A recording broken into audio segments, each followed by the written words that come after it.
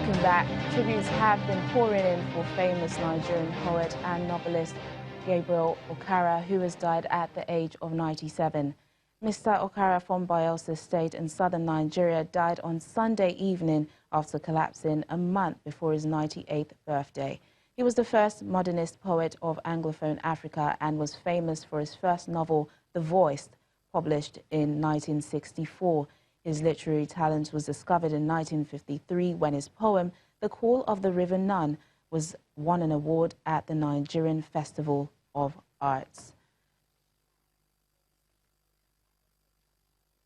Well, joining us now to discuss his life and impact of his literary work to the society is KALANGO, renowned literary advocate and the founder of Rainbow Book Club, Port Harcourt. Thank you for joining us on Network Africa. Talk to us about your professional and personal relationship with the late literary icon. Well, thank you very much for having me. I grew up in Port Harcourt, which is the city where Gabriel Okara lived most of his life, and that's where I also lived. So from childhood, I've always had the name and cited him at literary events. But it was in 2005 when we kicked off the Rainbow Book Club Get Nigeria Reading Again campaign that I reached out to him on a professional level, and he was just so excited to be part of what we were doing. And in 2005, we had the then young Chimamanda Adichie with us. In fact, this morning, I was just looking at a beautiful photograph with Chimamanda and Gabriel Okara in 2005. Then in 2008, when we began the Garden City Literary Festival in Port Harcourt, again, I reached out to him, and from 2008 to 2014, he was always at the festival, you know, either interacting with people, teaching younger poets, reading his poems. So it was always such a delight for people to come and be able to see this literary icon, because that's what he was. And I remember in 2010, when I put together an anthology of Nigerian writers to commemorate our Golden Jubilee. He was one of the writers featured in that book and also honored at the Literary Festival that year. And then, of course, when Port Harcourt was World Book Capital in 2014, we honored him. At the opening ceremonies, we had a day dedicated to Gabriel Okara. And my last encounter with him was in 2017 at the University of Port Harcourt, where they had a seminar in his honor, and I have that photograph, which I will forever cherish. So yeah, it was really an honor. It seems to have had an amazing impact on your life. But do you see his style of writing and of storytelling being portrayed by younger literary professionals? Well, Gabriel Okara actually wrote inspired by his native Niger Delta. You know, so in his writings, in his poems, he talked about the mangrove swarms, he talked about the canoe, you know, he talked about the river Nun, his famous poem. Yeah, so in the sense that there are people still writing about what's happening in the Niger Delta, it's a little different from the time he wrote, but indeed we have the Kaine Agaris, the Ogari Gombas, Chimeka Garrix. In that sense, yes.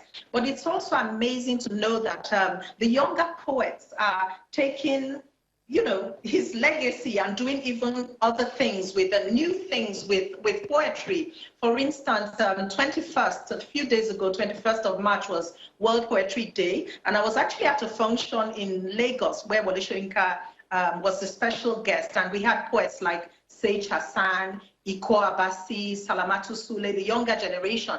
And then we talk of the DK Chukwumerijes who are actually using poetry as to bring to fore the issues that we're grappling with in Nigeria. So I'd say yes, indeed, that people are doing good with the legacy of poetry that he started in Nigeria. Okay, well, how can the literary world keep his legacy for other generations coming? Well, you know, every writer really, you know, writes their name in gold for generations. So he has his books. He wrote not only for adults, but for children. I remember one of his books, The Snake and the Frog, a little pocket book so full of wisdom for children. We've used it to work with children. But I think also that the society, Nigeria, one of the ways that we can really keep his legacy alive is to encourage literary activities and encourage the book festival, the poetry readings, you know, policies that are friendly to writers and nurture young writers. I think that he would really have loved that. I can tell you because I knew he was several. Thank you, That's the way we KALANGO. can keep his legacy alive. Yeah, I'm sure he will be remembered for many, many, many, many years to come. Thank you for joining us on Network Africa.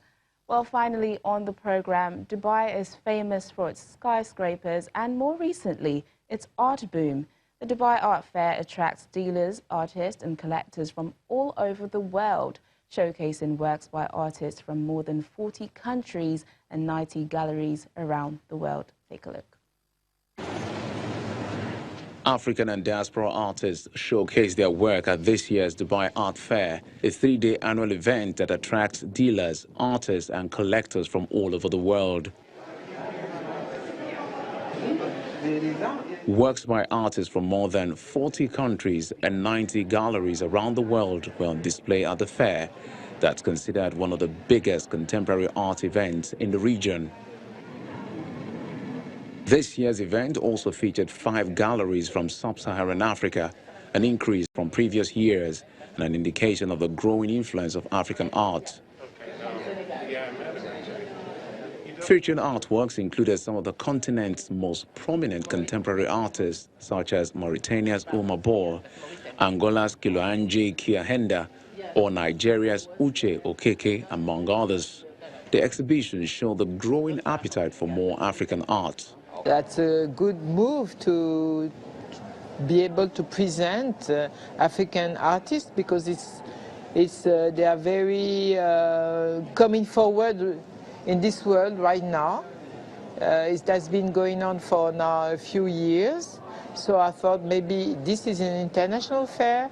There is no African artist, so it's a good opportunity to present the strengths of African artists. The featured works reflect the large diversity of African art with a variety of media, from traditional painting, photography, video, and sound art.